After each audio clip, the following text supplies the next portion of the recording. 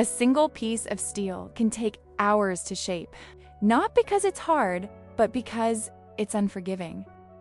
Steel is heated until it glows, over 2,000 degrees Fahrenheit. At this temperature, it's no longer solid, it's alive.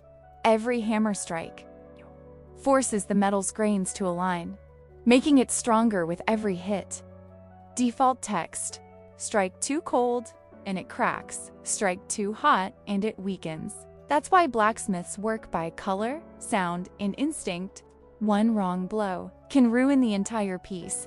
This isn't brute force, it's controlled violence, and it's how raw steel becomes unbreakable.